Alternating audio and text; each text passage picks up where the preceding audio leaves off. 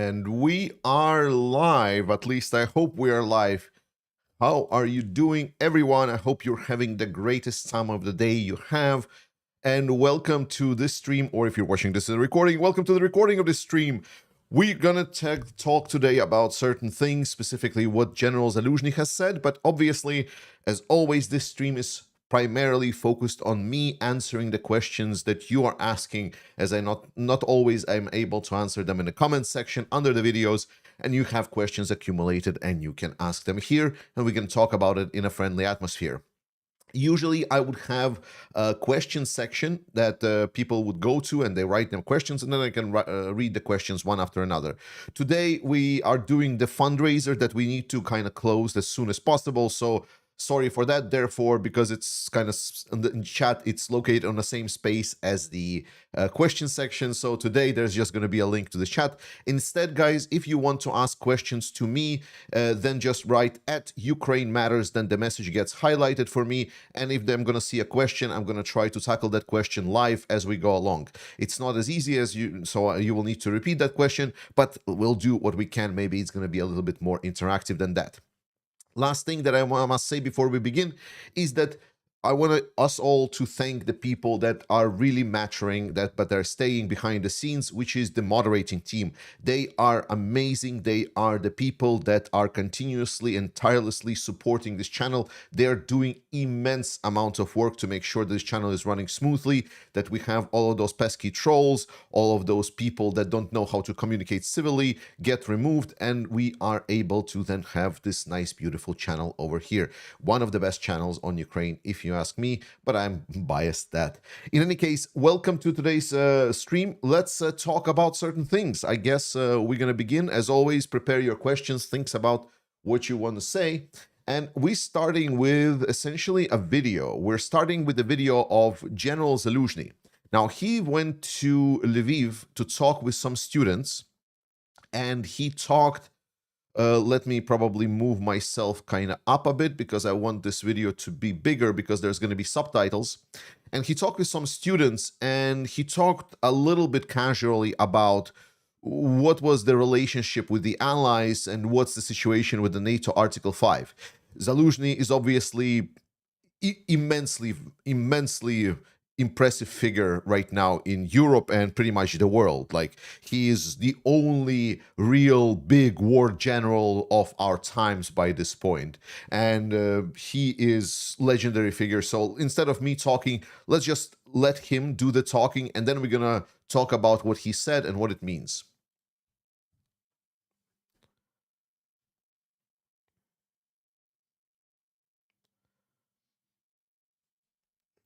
Oops, sorry, I forgot to turn on the audio. Let's do again from the beginning because you cannot hear the...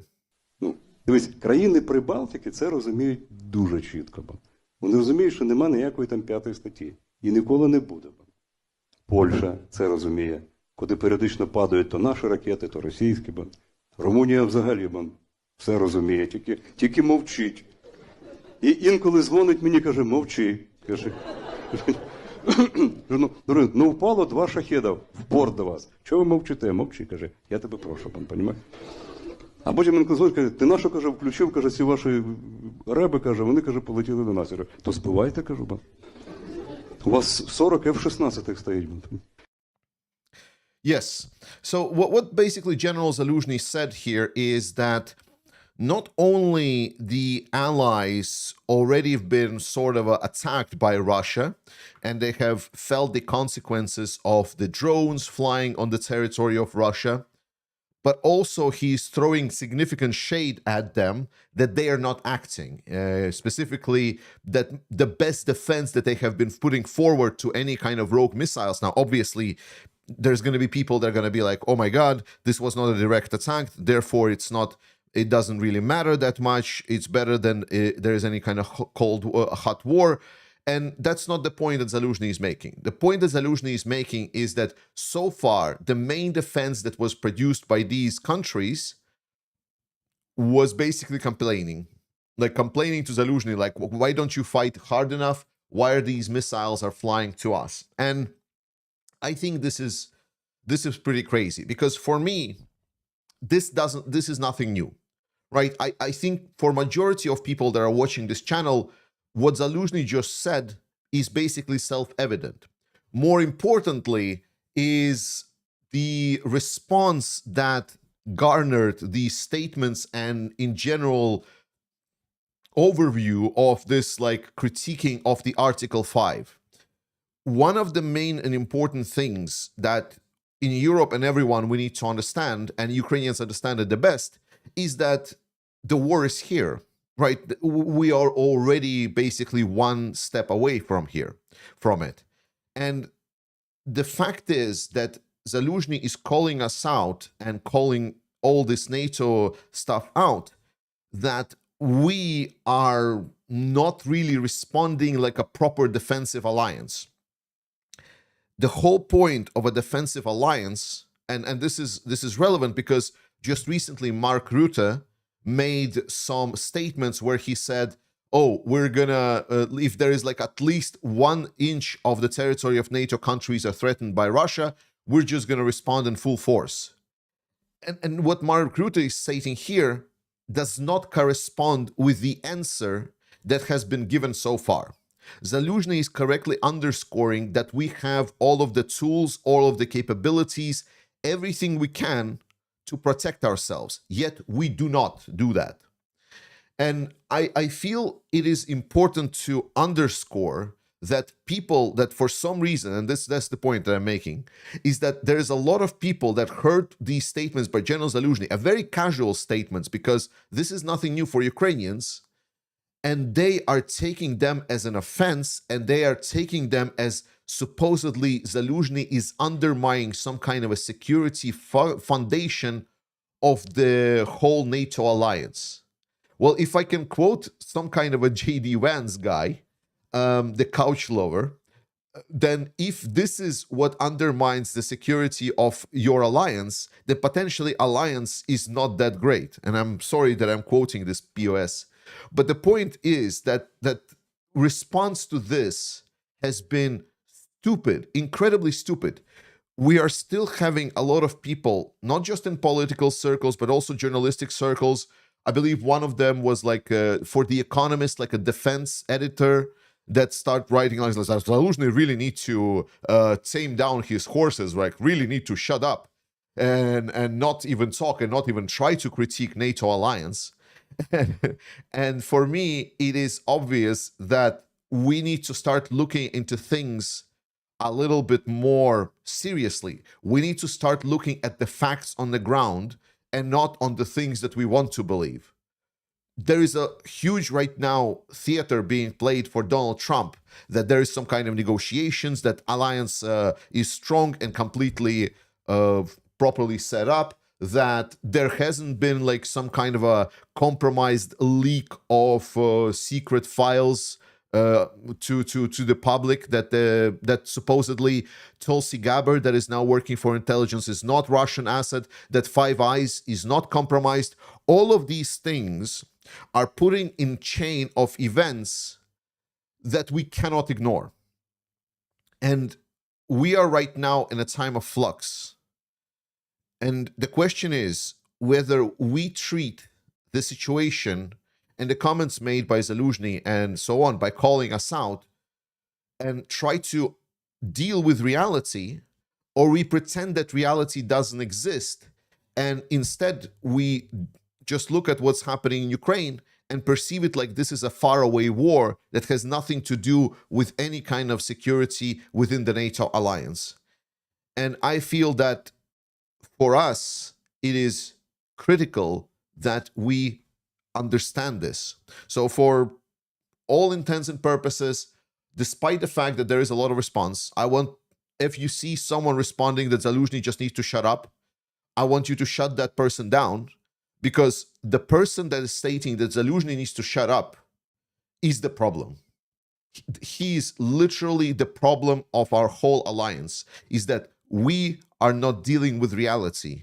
We are not passing the reality check. Because what Zaluzhnyy says is just facts, pure facts.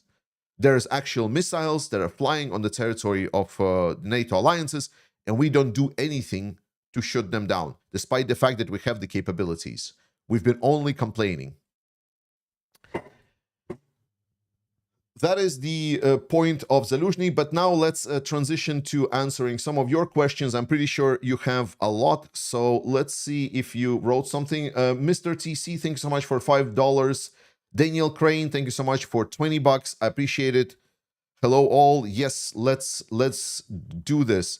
Thank you, Ukraine, for fighting for US. Mr. TC, thank you so much for the donation, and obviously huge thanks to Ukraine. And again, I don't share the perspective that because Trump is bad, therefore the whole US is bad. Now, Trump has the power of the government of US. So when we are critiquing what US is doing, like as a government, as a state, that goes towards the state. But we still know that a lot of, like, absolute majority of Americans are fully in favor of Ukraine, and they do not support this weird MAGA extremist movements that just decided to completely destroy our alliances. So it's just kind of weird situation for everyone to be in. Like, I'm pretty sure you can understand. So I don't share like the perspective that fuck every single American. Rubaturi, what do you think would happen if what do you think would happen if Orange Baboon decide to send maybe even secretly equipment assistance to Russia? Well, that's not far-fetched. Like, because what is military assistance? Like, tell me, what is military assistance? Because military assistance, well, it's like you say, no, you say equipment. Okay, so but let's just try to talk about the word assistance. Assistance means help. Assistance means making it easier to do something, like someone is assisting someone. So is positive messaging about Russia, removing its pariah state, considering taking off some of the sanctions? Right now, basically, by the way, the Trump's administration got frustrated that they got reality check, talking about reality checks a bit earlier, is that to lift the sanctions, they actually need the European approvals, the pesky Europeans that they always need to bail out. Suddenly, the Trump's administration is realizing that they need Europeans to lift some of the sanctions on Russia. But even beyond the point is that Trump's administration, in that sense, is already providing significant assistance to Russia. It is reinstating Russia as a credible country, as a someone that you can do business with, instead of being this pariah state, an absolute monster that has been breaking every single law, that has been destroying the world order in which we got to be the richest part of the planet, something that benefited both Europe and especially America immensely. Instead, we are trying to not just shoot ourselves in the foot, but basically just give Russia all of the cards. It's also the fact that they've broken the agreement about talking about Ukraine without Ukraine. That is also happening because they want to do this shuttle diplomacy for some reason, which obviously is not working. But they are too deep into the game to realize that and acknowledge that they have been played. So is that assistance? So if we agree to that Trump's administration has already been assisting Russia in that political sense, would it be too much to think that they might start considering also, because cutting off sanctions already provides Russia more fiscal room for which it can buy equipment? So would it be too crazy for us to think that at some point US could open, private companies to sell to Russia, and then potentially get some government contracts that Russia can buy things to get mutually beneficial economic deal? That's how it's going to be sold to you. It's not a far-fetched idea, at least not as far-fetched as one might think, because the fact that Trump's administration is already proposing some kind of economic cooperation with Russia, that is already pretty much talking about that there should be some kind of a reset of negotiations and the reset on dealings with Russia. And dealings with Russia might also include equipment exchange. MC, is Latgalia safe? Will Russia claim that they're not? Will Russia claim they're not Latvian and must be freed? MC, I'm not sure if you were the one that asked about Latgalia. So for people that don't know Latgalia, so just because some people might not know what we're talking about, maps. Let's open Google Maps. Let's open Google Maps.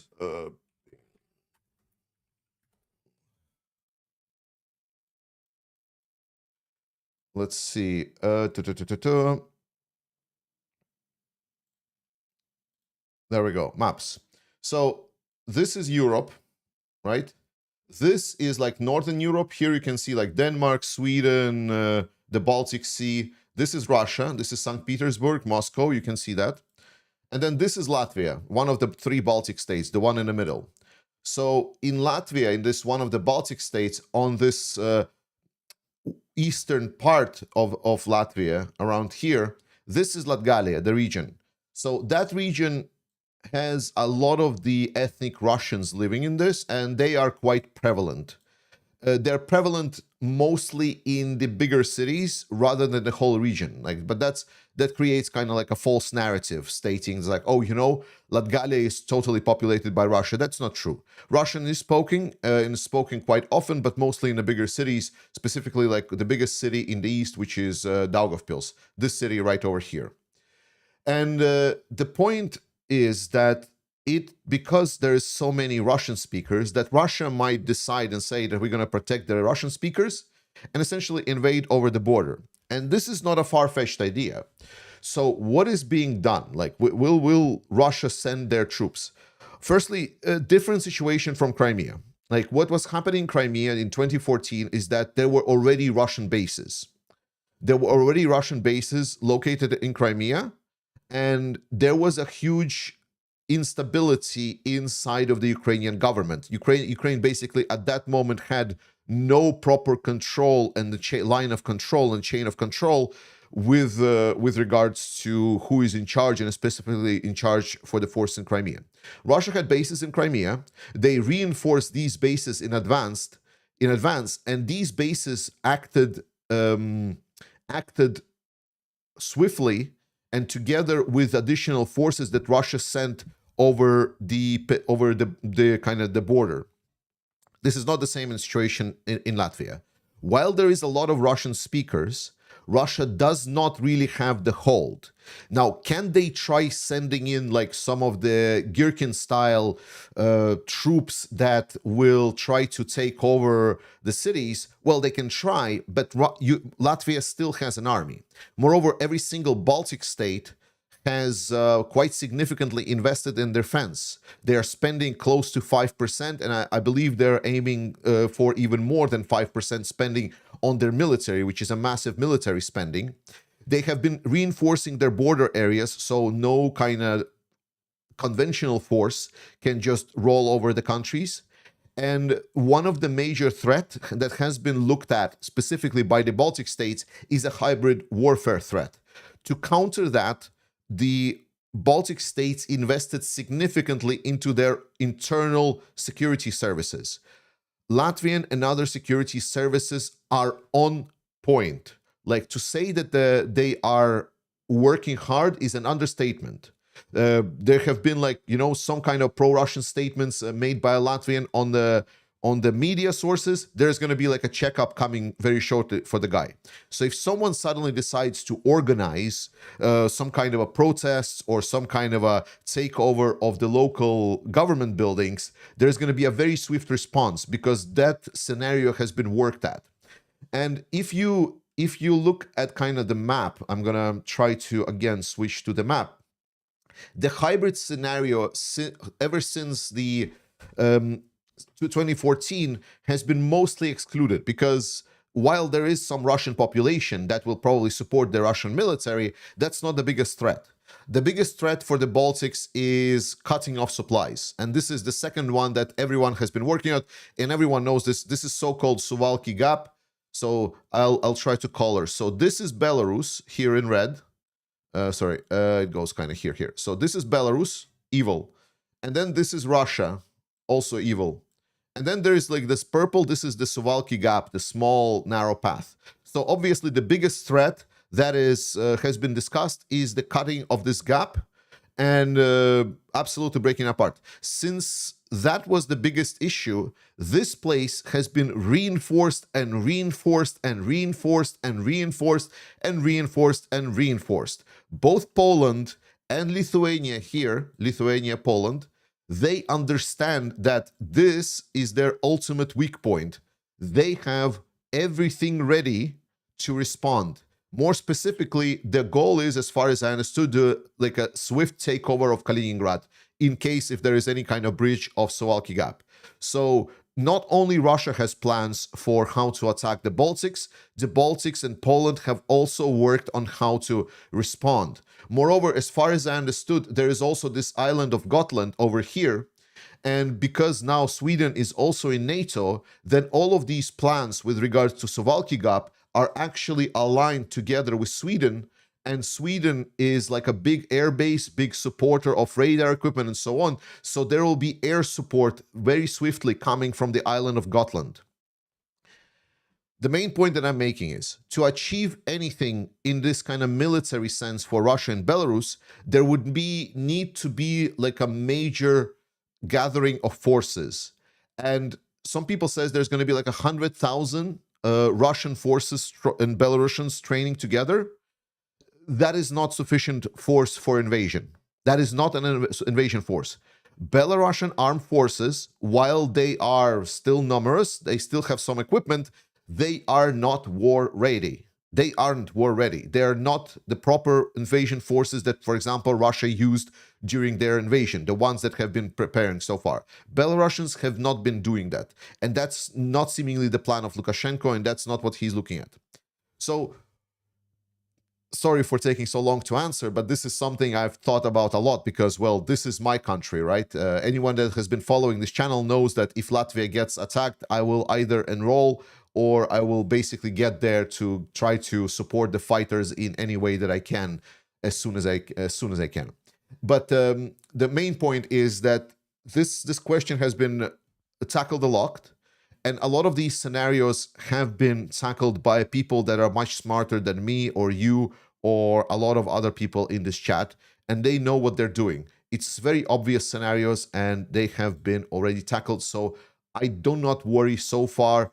I'm more worried if there is like an actual offensive towards one of the countries, like a limited offensive, like Russia taking some small part of territory, maybe just Latgalia, and so on, and then NATO and how NATO will respond.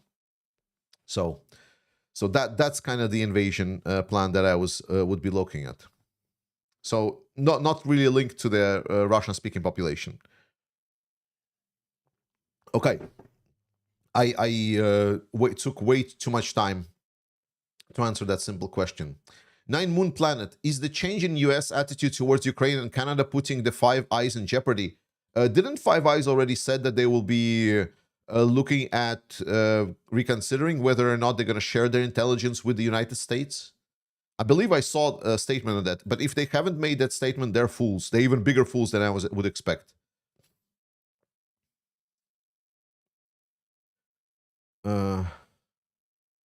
Dun, Ali, oh, is he a non-Latvian speaker or he hasn't lived there for a long time? Es esmu latviski runājošs. Es vienkārši latviski nebiju runājis diezgan ilgi jau. I mostly lived, like, for my last 11 years in Denmark. I haven't lived in Latvia for a while. Actually, I appeared on one of the Latvian shows about Ukraine some like a year or so ago, which was either detonators or something else. All right. Matt says, what do you think about the Danish defense minister still wants the F-35s from USA and that our prime minister still wants US troops on Danish grounds? Can we trust them? No, absolutely not. I do not think we can trust them. Also, Mette Frederiksen, she stated quite in uncertain terms that is completely unacceptable what the US is doing. I'm not completely sure why we are still trying to depend on the F-35s. I think this is some inertia, but I also fully acknowledge that the Danish military is not really a very capable military. Let's be very honest. We have like some naval forces. We have like some pretty good naval forces, I would say, for a country our size. But like, it's a small thing. So I think I'm more interested in what the Danish reform of the military would look like, if there would be a reform of the military.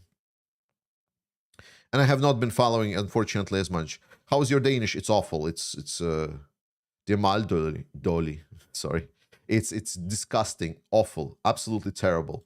So I need to switch to Danish, especially. Oh, surprise for everyone. So you heard it first, by the way, guys. It's quite possible that I will become a father relatively soon. Well, not relatively soon, but for me soon. So we're thinking about it, and obviously for our kid, we want to make sure that he integrates well into Danish society. So both me and my wife will start transitioning to talking Danish at home, and obviously he will go to the Danish school and so on. So excellent. Thank you. Yes. So far, too early to congratulate. Let me make a kid first, and then we can consider. So we're just planning it so far, but we kind of like planning with an agreement that we're gonna do it. So there it is.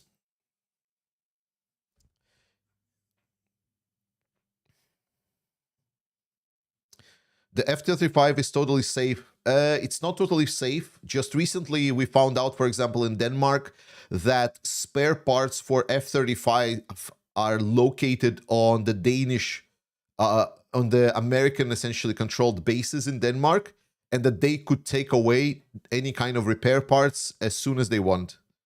And apparently, maybe even, if I remember correctly, even some of these parts were placed somewhere else without our knowledge. Now, give your child the gift of multiple language. Oh no, we're gonna give the child a gift of multiple languages. It's just primarily we want the kid to be integrated into the Danish society. So there's a term, I believe it's called Nydansk, and that's what we want for our kid. I'm not sure if it's gonna count technically, because nor me nor my wife are still Danish. It's a weird shit. So don't worry about it. It's not the point of discussion. Let's focus on Ukraine. Let's not focus on me. Remember, I don't matter. This guy doesn't really matter. What matters is Ukraine. And guys, if you have some time and ability to spare, I would call on you, please, to participate in the fundraiser so we can get the 15,000. We're more than halfway already there, so we can get that truck for the guys. I thought I couldn't talk about what they're working on, but as far as I read later on the text that they kind of published for it, and I was like, oh, okay, yes. So as judging by this text, they're preparing like for the 104th Brigade. They're the research and development team for the 104th Brigade, and they're working on a drone swarm project, and they need like a drone control truck. So I mean, they approved the text, so it's not me saying anything and spreading the information. So let's get them the truck. They're really nice guys, and I would really want to help them. Like, I know them personally.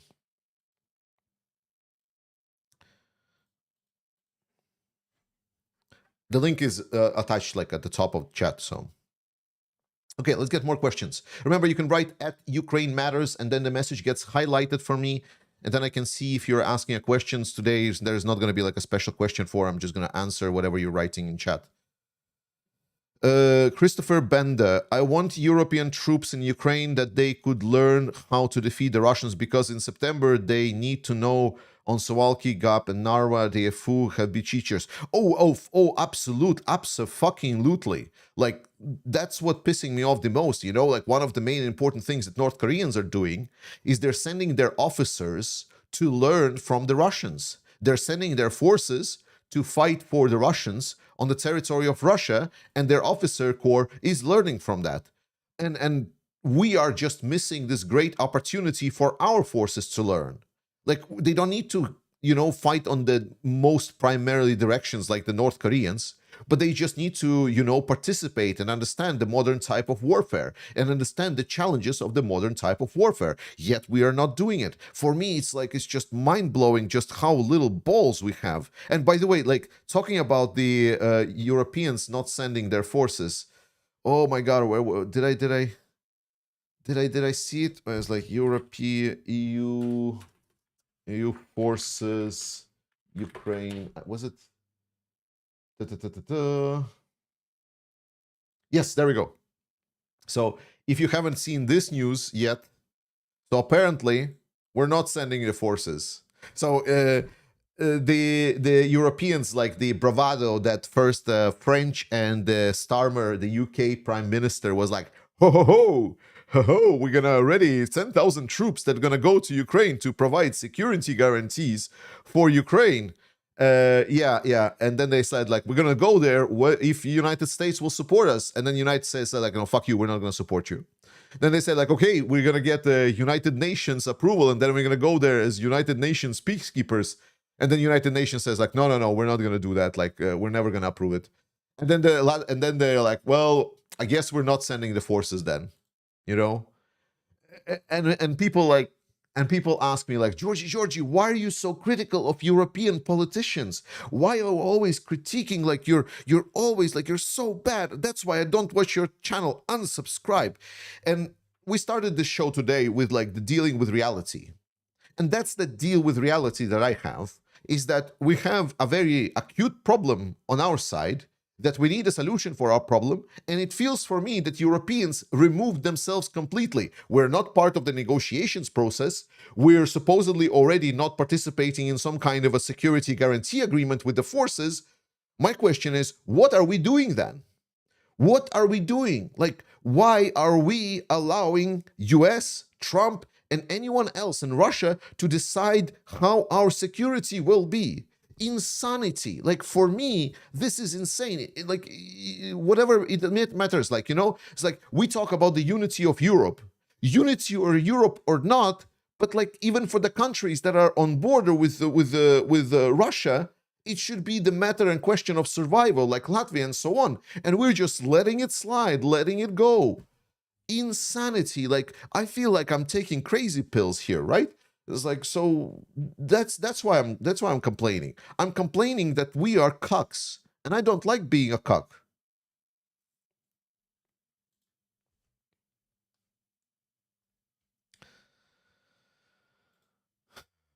Yeah. It wasn't me. Can the US decides on their own who gets to be in SWIFT, or the Europeans or other countries say in this? The Europeans and other countries have to say in this, I believe.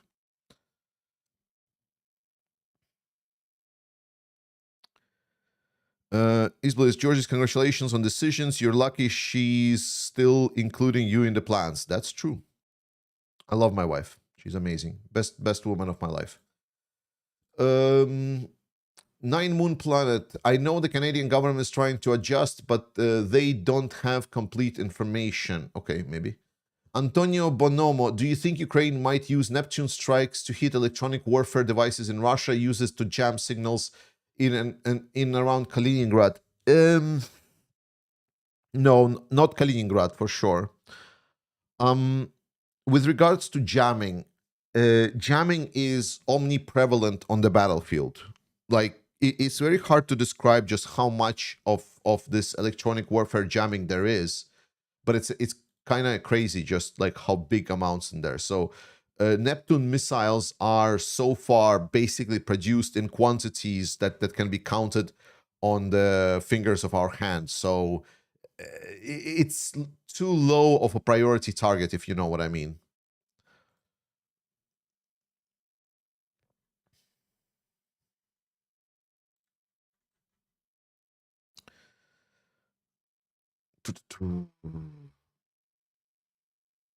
Mr. TC, Georgie, you have heard anything about Russian general being killed recently? I mean, Russian generals are being killed quite often, so it's just good news, but nothing too special that I've heard of. There was like some operations that Ukrainians were doing, but nothing that like Russians have been sharing on their Telegram channels that would be comfortable to talk about. What were your thoughts about the Latvian Russian language referendum? The what language? Latvian Russian language referendum? You mean the one that was like in 2000 something? Well, I mean, what thought could I have? Like, Latvia has only one language. Look, Latvia is a nationalistic state. Latvia is not a multicultural state. Latvia is basically, in our constitution, is almost written like, I cannot precisely say, but it basically says that Latvia is a land for Latvians and leaves for the security and prosperity of these nations. Latvia is a state that is dedicated to prosperity of a nation, the Latvians. It's like it acknowledges and invites the other nations to live and cohabit in Latvia, but it's not a multinational state. That's why, for example, we have a nationality in the passport. That we have, like, in Latvians, like, if you don't know, then not nationality, sorry, ethnicity. So in Latvian passport, we have, I believe, the IL5 or 15, I don't know, something like that. There's like your ethnicity is written in a passport. That is how different the Latvians is, because it is a state that is for, well, Latvians. And it's quite open about it. So when people says like, well, do you think Latvians should use Russian? Or it's like, what the fuck are you talking about? Russians have no say in this. Russians are guests in our country. Do you speak Ukrainian? Так, я розмовляю українською. Ще не дуже гарно, але я намагаюсь покращувати мою мою мову, щоб могти розмовляти саме українською з моїми друзями.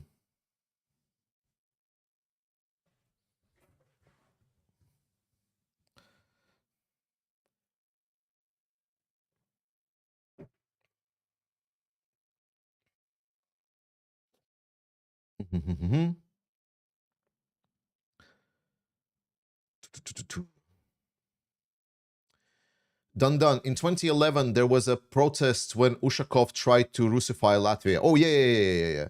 Yeah, that's the referendum. Like, I mean, that's the only correct answer is like Latvian. Like, everything else is just a farce. Latvia has only one language. Latvian. You can say that technically Latgalian could be counted as a separate language. I have a huge respect for Latgalian language. I think it's okay. I'm going too much into the Latvian stuff. People gonna get like, oh my god, Georgie, what are you talking about? Like all of these like fucking European nuances. Who cares? Okay, let's see. Max Palm, what would be the reason for Russia to be moving North Korean artillery through Crimea? What's the purpose of the equipment traveling from the south? To get to the front line? Is this like, why did the chicken cross the road question? Why did the Russian move equipment through Crimea? What? Volodymyr is a great name for a boy. NGC, no, unfortunately I can't. So like the Latvian language has weird grammatic rules, and there's basically like a specific list of names that can be assigned to a Latvian boy or girl. So to complement and participate within the Latvian grammar, there are specific rules for that. And to make sure that the for example, name would be mutually understandable both in Latvian and Danish without issues, there is like a very narrow list of names for that. Georgie's Jr., no, I hope not. That's an awful name.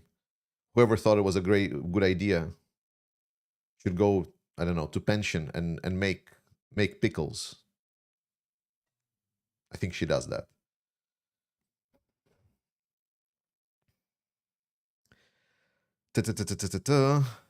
Гарна українська, дуже приємно. Бажаю щастя в сімейному житті. Дяк.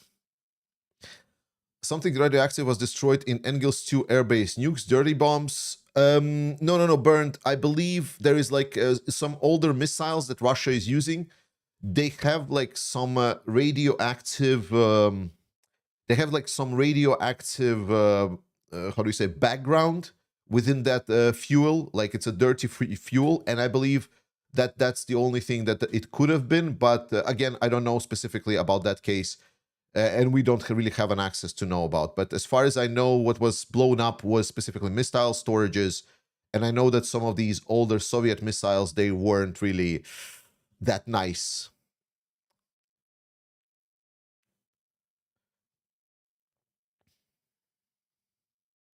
Pipar Gurtish, yeah, Pipar Gurtish is super nice. Like it's a pepper pickles. The Latvians have like two things. Like if you want to know anything about Latvian cuisine, is that Latvians, if you can eat it, then there is probably a smoked version of it, and secondly, if it's a vegetable, then probably there is a pickled version of it. So that's like two rules of the Latvian cuisine. MSR, I want to ask what the mood in Denmark is regarding the war in Ukraine and whether they are seriously preparing for war or at least preparing their army. It's a good question. I can tell you like a little bit of an insight from my interaction with the Danish Ministry of Defense and people in Denmark, is that obviously no one expects to get to war tomorrow, but there are serious plans to review what was our specific attitude and how exactly could we be responding to the threats to Russia. I think Denmark wants to look in things like Russia is not going to invade us. That's how Denmark is looking at it. So if Russia is not going to invade us, how we can reinforce our military to make sure that we supplement anyone that gets invaded. I believe that's kind of is the question that's being discussed right now.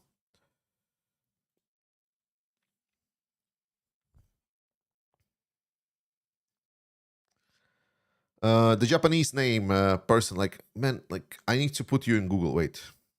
Okay. I'm putting this in Google. Fuck it. I'm finding out how to read your name. If it's gonna be something dirty, it's your fault. Okay. Detect language.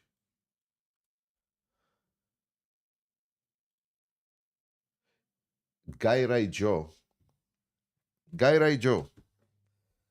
So, Gairai Joe. Canada and the EU do in fact share a land border via Denmark, Hans Island, Canada, for 28 European member states. Oh, I agree completely. I think Canada should be a member of EU, or at least have an agreement, sort of like Norway-ish, to participate at least in a single market. I do think that would be super beneficial that for Canada to participate in EU. I think it would be great.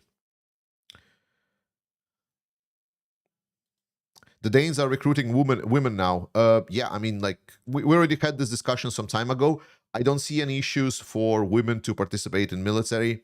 I think Zelensky's views on women in army are very, very archaic, super old time, and he kind of looks at them as like, oh, this is like the beautiful gender that we need to protect. I'm kind of like, I don't know, looks like people to me. So. Honorary EU member. Yeah, true. Georgies make babies. It's natural. Well, we'll see. Let's see. Any more questions, guys? I'm surprised, like, not as many questions that I was hoping for, but it's okay. I try. I dig you. Questions about Latvians.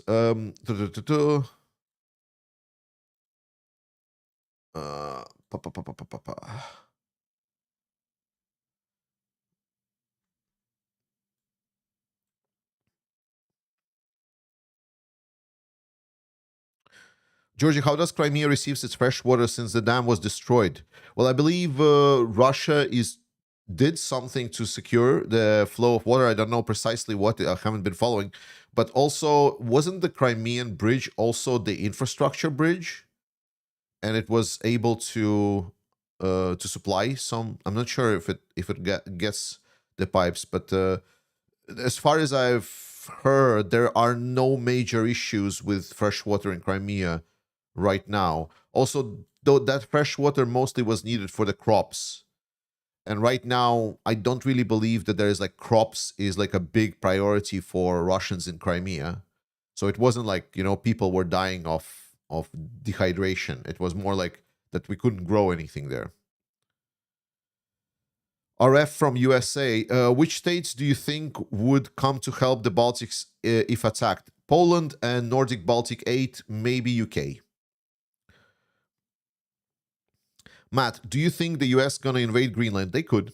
The rhetoric that I hear from the Trump's administration is very similar to Russian rhetoric about Ukraine, and rhetoric that I'm hearing from a lot of the US commentators, even the anti-Trump commentators, is very imperialistic, dismissing Greenland as just like, well, come on, it's just Greenland, we're just gonna take it over like in a one-day operation. It's no biggie.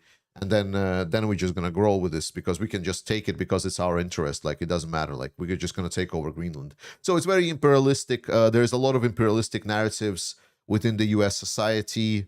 So it's not that it's gonna be causing like major issues.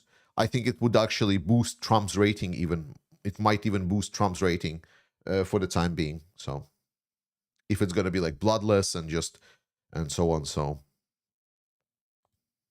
How do you deal with people who have been brainwashed by propaganda? I had a 2-hour discussion with a colleague who unfortunately got trapped with the TikTok algorithm. Whenever you can't do anything about it.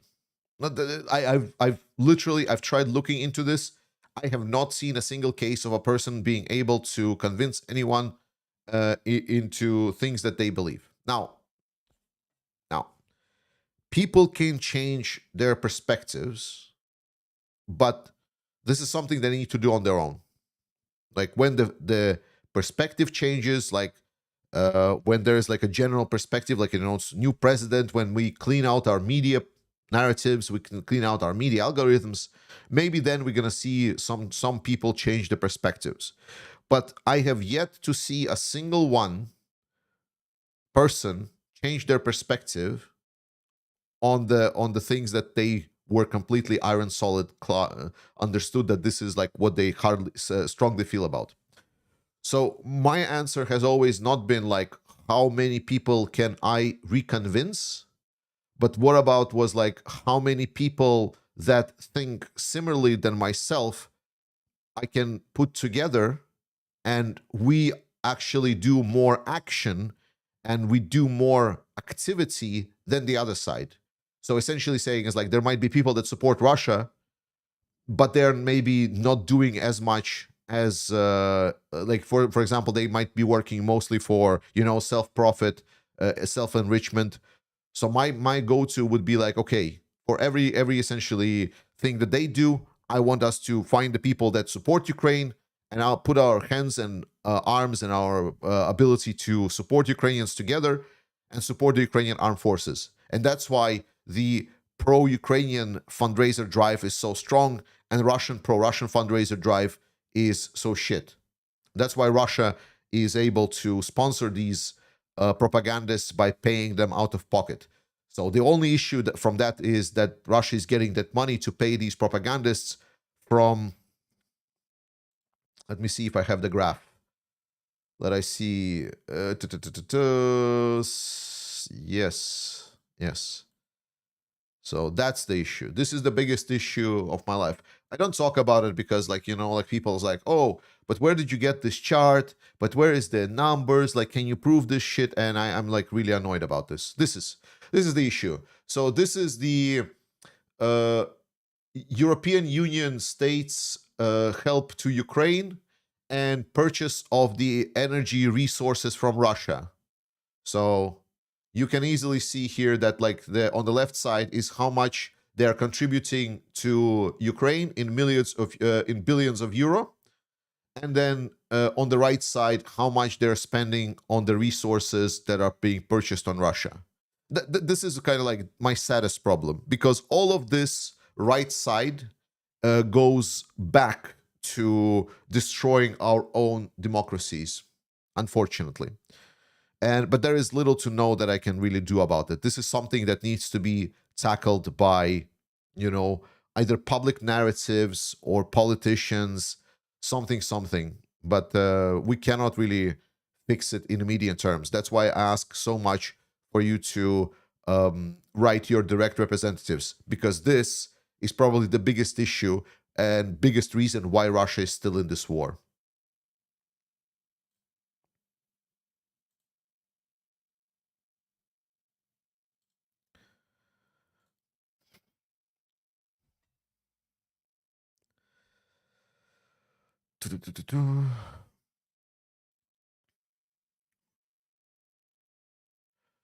Do you feel that Trump is a Russian asset or an agent? I feel that Trump is a Russian asset. Though I gotta say, I'm now suspicious. I became more suspicious. Let me explain. So Trump is pretty good at selling incompetence. Like that is very true. And he's really convincingly, he's really convincingly incompetent. The problem is that with the recent security leaks, he was a bit too good, stating that he was completely unaware what was happening with the cabinet. And I do not believe that for a second, that he was not aware that something like this was happening.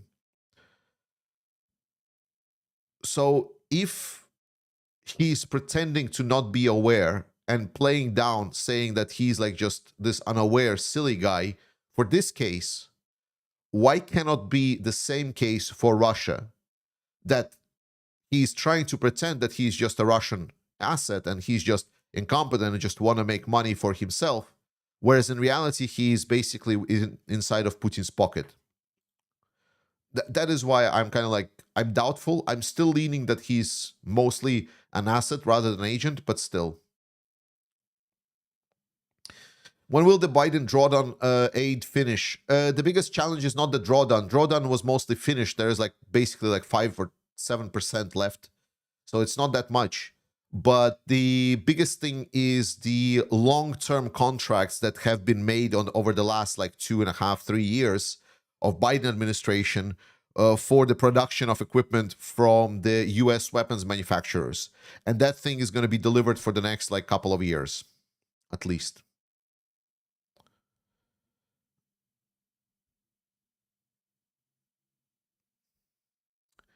Michał, Putin can just soldier go home, expected crime spike, etc.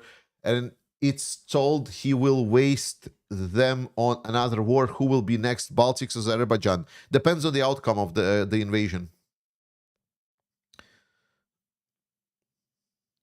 Georgie, Mr. TC, Georgie, so what is the over-under on how long it takes Putin to break ceasefire? I mean, there is still no ceasefire, so what are you talking about? Morocco, do you feel that Trump is a Russian asset or agent? That we answered. No, sorry. Done. Any news on war drills in Latvia? Here in Riga, we had jets and helicopters flying over my house all summer. I was in Adrži and saw some howitzers being transported, but it stopped. Well, there's going to be military drills here and there. The main thing, wasn't there like also additional base being built in Latvia? I believe they were building additional base somewhere. I'm not completely sure. But I haven't followed so much closer specific movements of NATO forces and NATO training in Latvia, mostly because I find it a bit irrelevant at this moment. Nickelodeon Jesus Christ. Nickelodeon surname. On arguing common sense to people, never wrestle with a pig. You both get dirty. The pig brings you down to its level, and the pig likes it. True. NGC, if Greenland joins Denmark, what? If Greenland joins Denmark, Canada isn't far away from the EU. Greenland is part of Denmark, my man. The point is like that everyone, like every party in Greenland wants independence. They only disagree on like how fast they want that independence. But also in Denmark, we fully understand that Greenland has its own autonomy. So it's very nominally part of Denmark, but it is part of Denmark. I don't expect Greenland to essentially reintegrate in Denmark. That would be weird. Nine Moon Planet, have you seen or heard any Russian attitude towards Ukrainians getting so much private support? Have you seen or heard any Russian attitude towards Ukraine getting so much private support?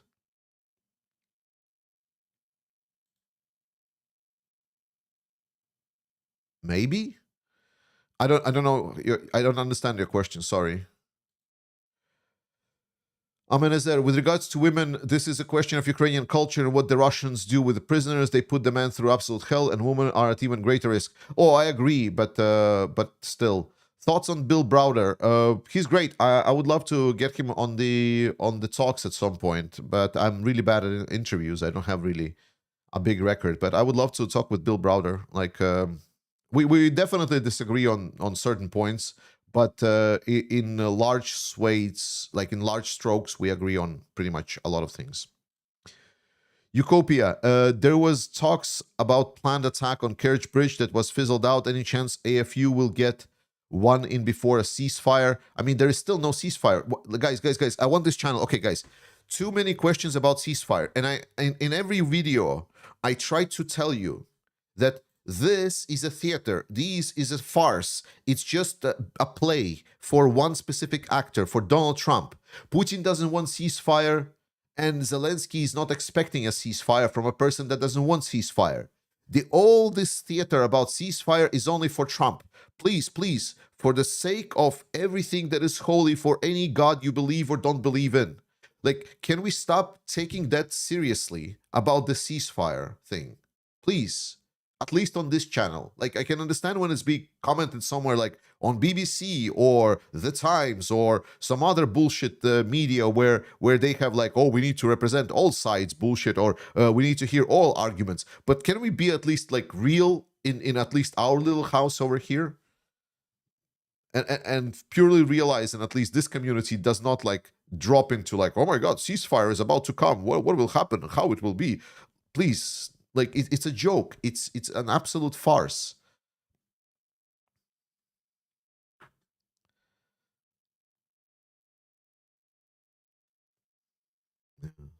Like, Ukraine agreed on unconditional ceasefire. Instead, they got from Putin like all these different terms, the sanctions demand, the demand for territory, the demand to not supply Ukraine with weapons. It's circus.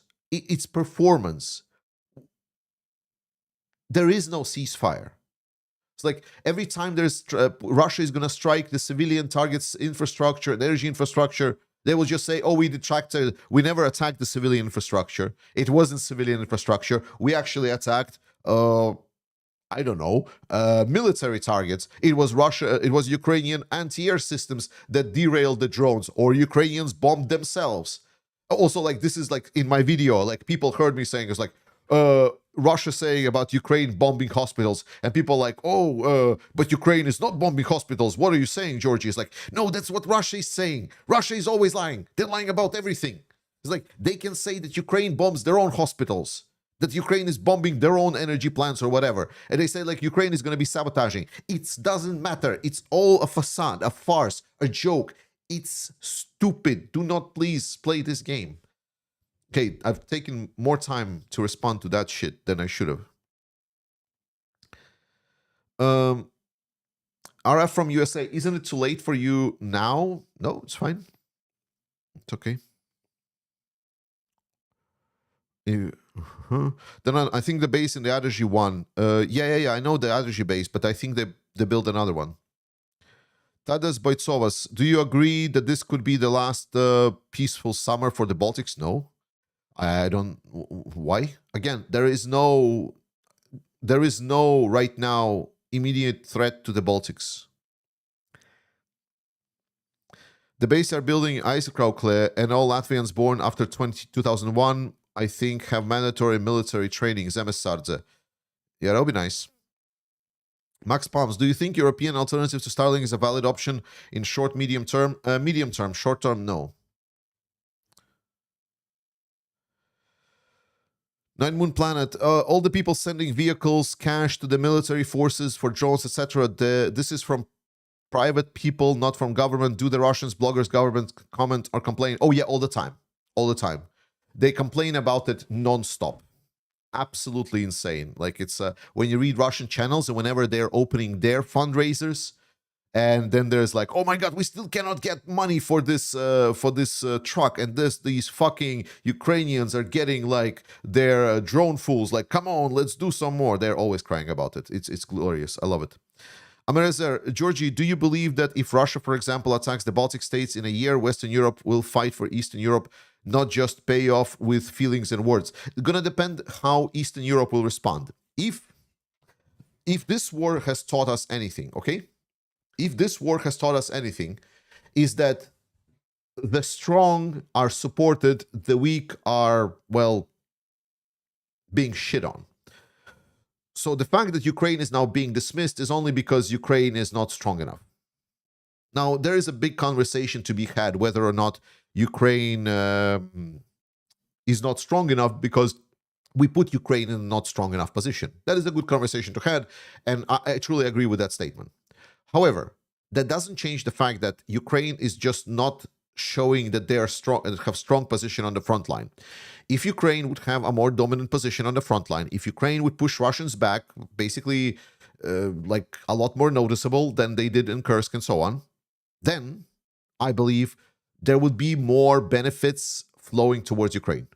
It would be much easier to communicate the deliveries of weapons, maybe even for Trump administration. There would be potentially even a selling point to MAGA stating that, no, maybe Russians are not as strong. But unfortunately, that's not the case. So what the Baltics need to do is they need to look at their closest allies, people that will 100% for sure will fight with them, and make sure that whatever Russia throws at them, they can respond in force. The European allies will support the Baltics, and most likely even with military, but the first blows need to be held by themselves, by the Baltics themselves, in any way possible. They must do anything. If they're able to not just prevent Russian attack, but even push back Russians a little bit before Russia reinforces, that would be a big win, and I'm pretty sure that at that moment, there would be a possibility to get help from the other allies.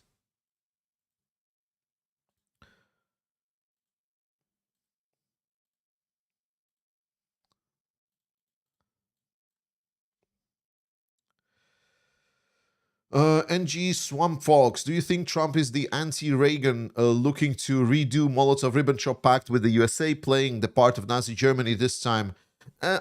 Look, NG, the answer to this is very philosophical, and it's basically like that the history does not actually repeat itself, it just rhymes. So that's how I see it. Like, I see what is happening right now is basically rhyming of history once again. That we are rhyming the age of empires, age of separating the land without the constituencies. So, all right, we've been streaming for just over an hour, so let's very quickly answer some of additional questions. Though we're at 1600, so guys, if we're 1600, could I ask you a favor? Can you jump to this fundraiser that we have attached, and can you participate? Help us get a bit more support for the Ukrainian Armed Forces, for the Drone Swarm project. I would appreciate it. Also like the stream. And remember to ask the question, just write at Ukraine Matters, and I will see it highlighted, and then I can answer it. Thanks.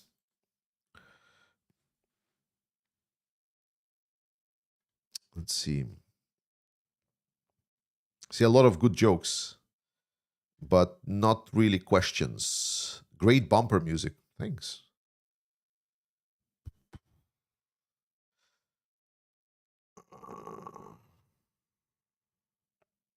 Yeah, okay. I will wait 30 seconds more. If there is no question, we're just going to wrap it up, because I have topics to talk about, but topics that I would love to talk about in the video, an upcoming video. Taras Boitsovas, what would it take for Russian lines to finally fully break?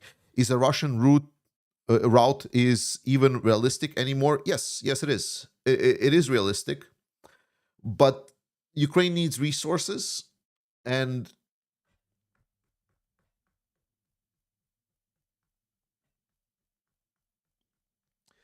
it needs new approaches. I think Ukraine is on the way to set it with the Army Corps and so on. But I think that there is still a lot of internal work to be done within the Ukrainian military. And I believe once the majority of that work that is being done right now will be completed, and if the resources indeed are going to increase to be supplied from the European Union and other European states, not just US, then I will believe that Ukraine will have the tools and capabilities to strike at Russians and potentially break the Russian military.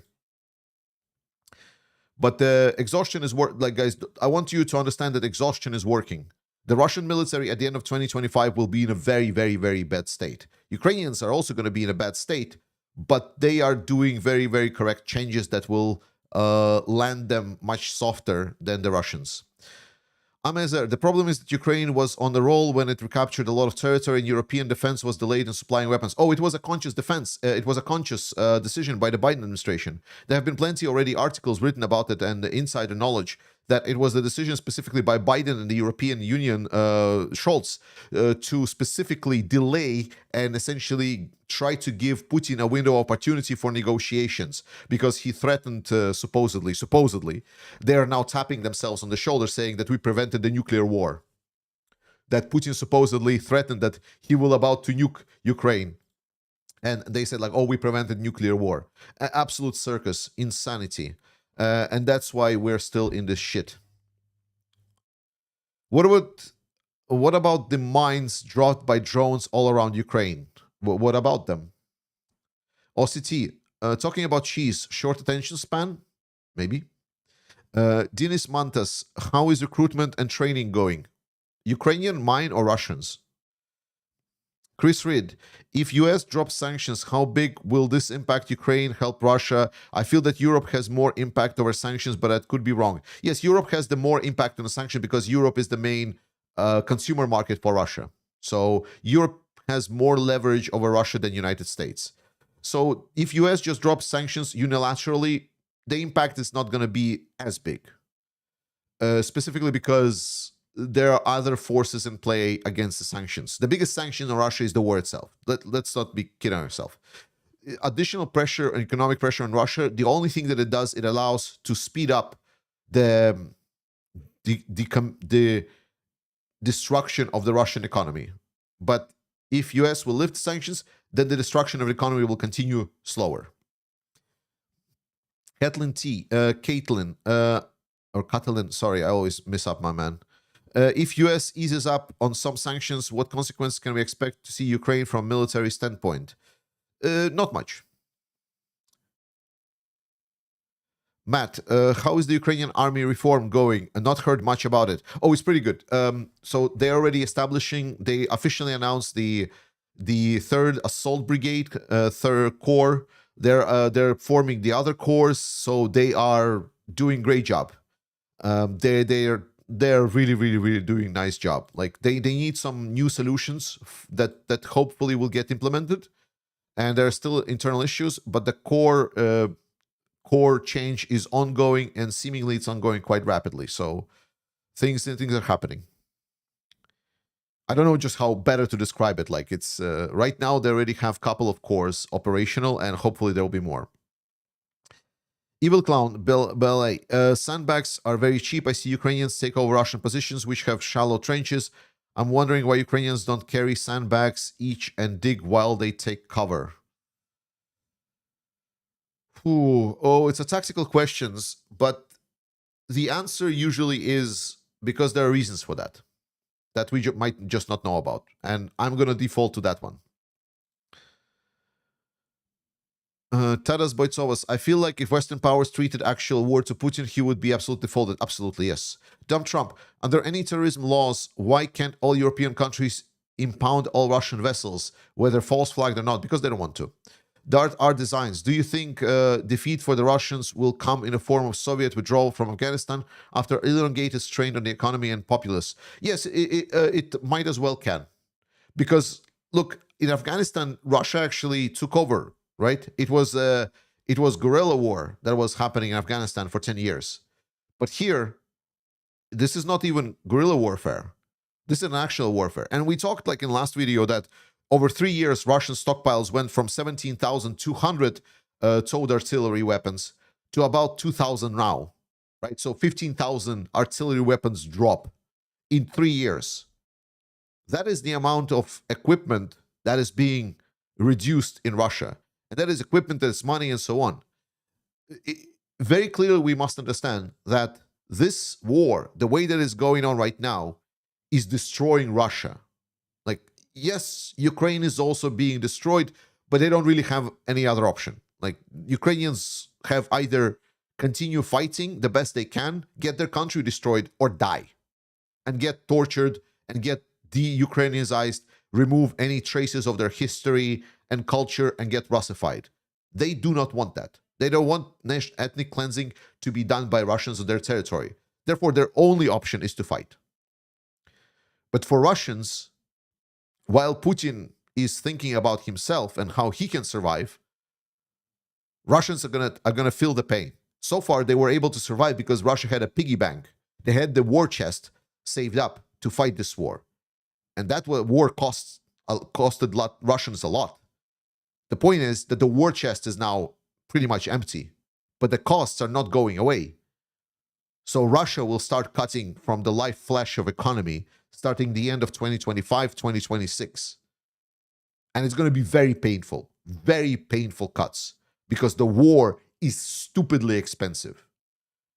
The point is that Russian people still do not fully feel the pain of this war, because the super profits that Russia made over all of these years of Europeans just buying that Russian oil and gas and filling the pockets of the dictatorial regime, right now all of that is being expended.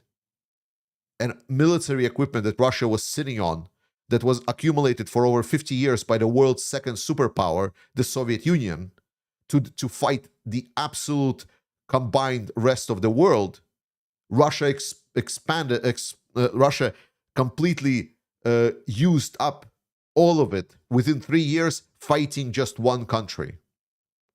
So, no, Russia is in a very dire state. It doesn't matter that what people and Russian propagandists, Russian shills, Russian sellouts are stating about, oh, Ukraine has been fighting for 3 years, but he still hasn't won. Haha, Ukraine's so weak. It's like, my dude, Ukraine is not the aggressor. It's Russians that cannot achieve their goals. And more importantly, Russia, after 2025 is over, and pretty much actually 2025 already, is finding themselves in a situation where it's going to finally start hurting.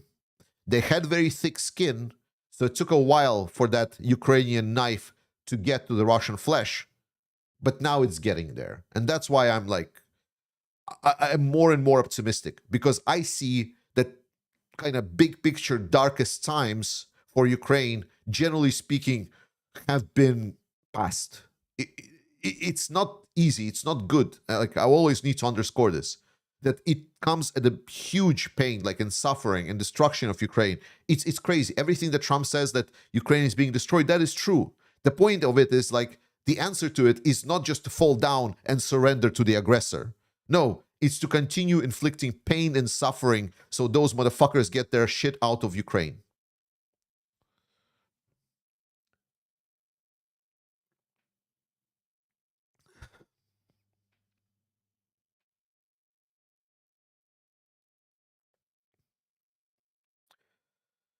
Nathan Cox, Russia has always been in a dire state, but it's better for them to fight foreigners than themselves, but fight they will. No, you either completely ignorant about history of Russia or anything that has ever happened in that country. It's like the same statement that Russia never loses wars. It's like a bumper sticker statement. You need to read the history of Russia a little bit more, and specifically how Russia participated in war, which wars it won, which wars it wasn't, it didn't win, and what's about internal situation in Russia. You're gonna find interesting facts. OCT, thank you so much for being a member for 23 months. It's always nice to have you here, my man. Thank you so much. The Georgies, the mods, the chat, trust in Ukrainian armed forces. Yes, trust in Ukrainian armed forces, support the Ukrainian armed forces. Raby Dazel, thank you so much for 10 Australian bucks. G, do you think the seeming sublimation of the US government to Russian Federation point out of you activated the restart of the great game in the eyes of UK Commonwealth? Oh, good question. Maybe. I'm not an expert on the topic, so I cannot fully comment. I don't think that it's yet happened, but I feel that right now we are in a state of flux that if there are certain outcomes, it can happen.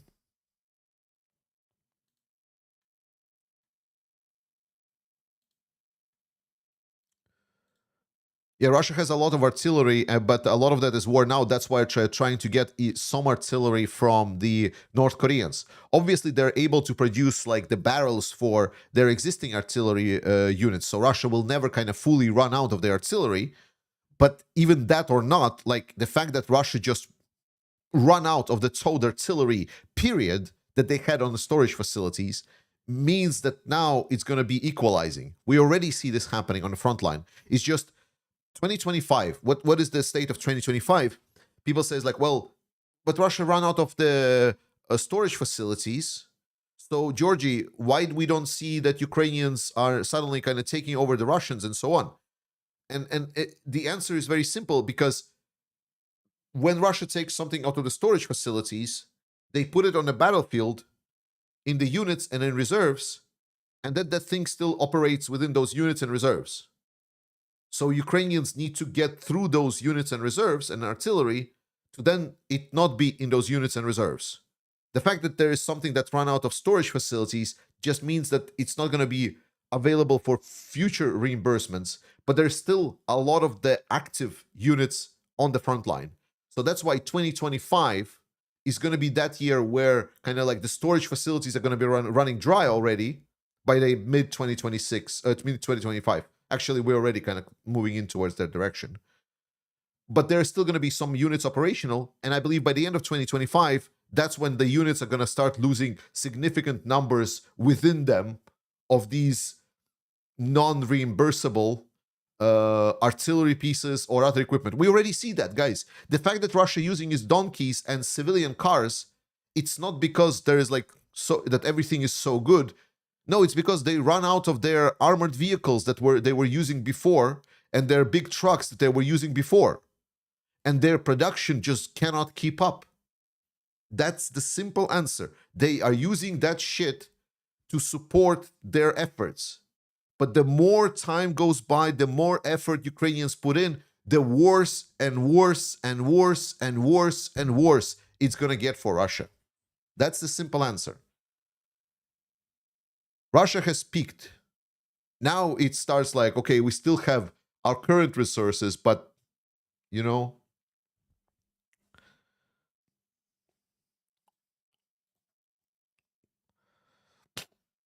yeah, Melanie proposed Article 5. Yeah, bullshit.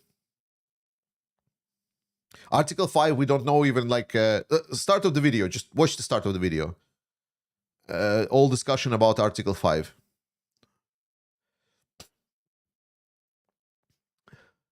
Okay, Leland Rogers. If Russia can defeat Ukraine, why do they think they can defeat EU? Okay, so I've already answered this question, Leland, and the flaw of the question is very simple.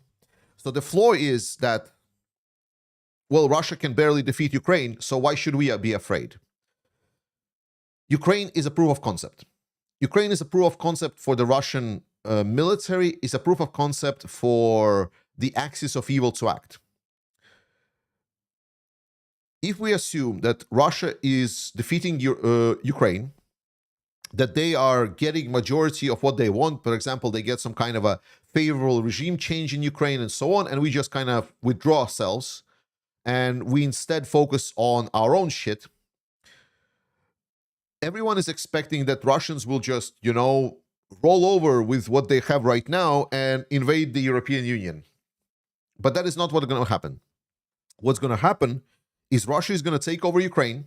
They're going to force mobilize Ukrainians and other what they did in occupied territories already, because Russians are force mobilizing this. They're going to build their big-ass army that's going to be couple million strong, and then they're going to agree with their allies on the cooperative actions. They're going to learn from this current warfare. They're going to restock on their equipment. They're going to find ways to go around certain sanctions. They're going to work closer with China because China is going to be on the plan because it's going to see that the NATO alliance is weak, that Russia has basically, well, not single-handedly, but with a weaker alliance, because China was not even supporting Russians. They broke our will to the side, and basically the only thing, if you want to win the democratic powers, is just basically press on for a long enough time, and then we just fold. And that is the game book, the proof of concept that Russia just wanted to introduce to make their axis of evil. So when Russia is going to consider attacking European Union, it's not going to be just tanks rolling away and we're going to be all prepared and ready to meet them like a cavalry charge. No, it's going to be a longer campaign where there's going to be actions taken by the Russian proxies, allies, China potentially threatening the Taiwan, Iran and other countries are going to be threatening other parts of the world. North Korea, South Korea divide most likely is going to flare up around the same time. And Russia is also going to use a lot of their propaganda campaigns to make sure that we fight each other, to squabble, to make sure that there is some problems within our internal. Like we have our internal problems and Russia will abuse all of them. That Russia will put a lot of money, because that shit works, to make it sure that there's internal squabble within the European Union and other countries. So when Russia will finally decide to roll into Europe, it's not going to be like right away. It's going to be not just Russia, it's going to be an alliance, axis of evil, that's going to act in multiple ways simultaneously. And beforehand, there's going to be a massive political and propaganda campaigns ongoing within our own countries. And Russia is one of the leading actors to know how to work against the democratic countries. And we are, to be honest, just not ready. And specifically, if it's going to be like force mobilized Ukrainians, I mean, you've seen how Ukrainians fight. Taking all of that into account, and plus the force mobilized Ukrainians, do you really want to fight it? Like, ultimately, we might win. Most likely we win, because we do have a lot of power. And I do believe that when Russia finally starts rolling into the Baltics or Poland, then suddenly we will find the balls and start considering fighting the Russians. The issue being that it's going to be our people dying. Our cities being destroyed, missiles destroying our facilities, our electrical power plants. My question is, why do this if the best and cheapest and simplest way forward is just to support Ukraine? So I hope this longer version will be sufficient.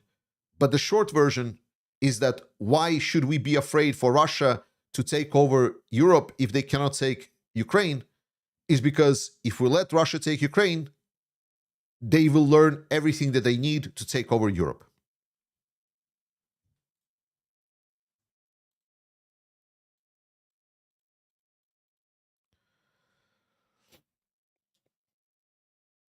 NJ Swamfox, will Ukraine be able to effectuate more sabotage operations within Russia, especially in Moscow and St. Petersburg? They're doing the sabotage in Russia, but it's relatively low scale. Russians, even in sabotage, because for sabotage you need internal resistance, there is very low internal resistance in Russia, unfortunately.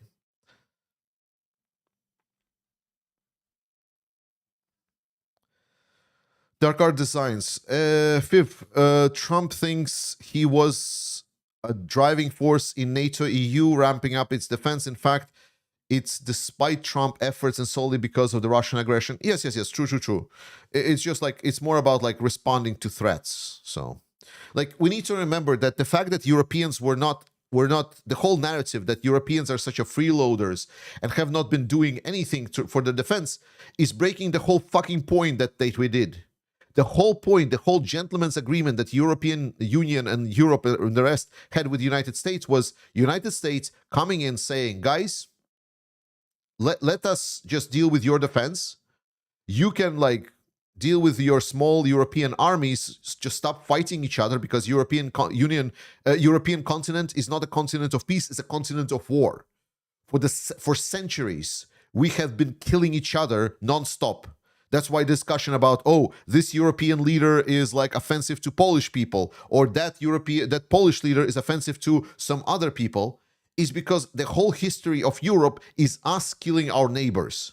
The glorious hero of one country is another country can be easily seen just as a brutal dictator or a brutal killer.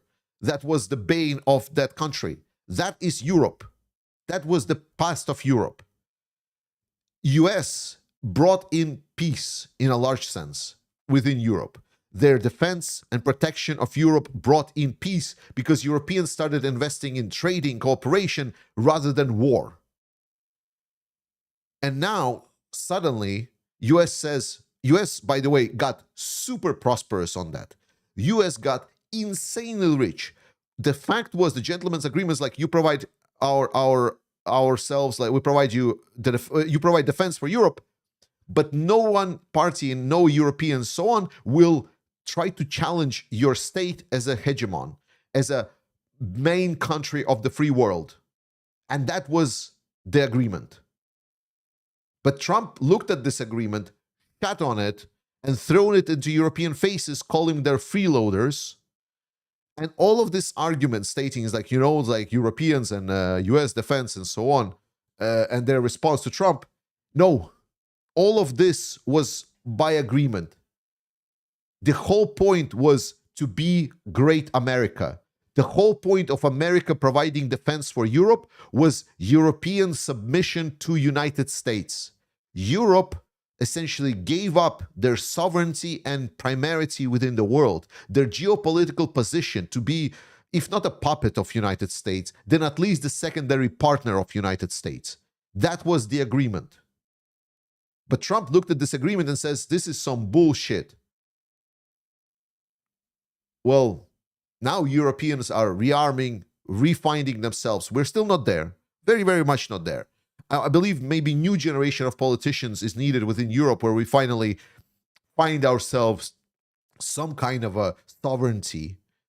But Trump created from a partner, he now started building a competitor. And the fun part is that a lot of the MAGA dumbheads, dipshits, they are running around happily looking at Trump, how they are putting Europe in its place and putting the pressure on the Europeans and saying that Europeans, because of Trump, are finally paying their bills. They are forcefully removing the United States from the dominant position in their closest alliance there is. Like the sabotage that Trump does to world order in general and to America mostly and its position in the world is insane. Insane the damage he's doing. And the fact is that it's all happening with people clapping and wearing their red fucking hats. Ramo, for Georgie's baby fund, love your content. Thank you. A bit early. Let me make baby first and then we can do the funding, baby funding. So far, if you have some money to spare, participate in the fundraiser for the armed forces so they can get the truck to do the Drum Swarm projects. Right, I think this is a great point for us to stop. Guys, thank you so much for visiting me this, well, whatever time of day it is. It's a bit late already for me. I will try to make a video tomorrow, no promises. But anyway, more content is coming your way. Support the Ukrainian armed forces. Trust in Ukrainian armed forces.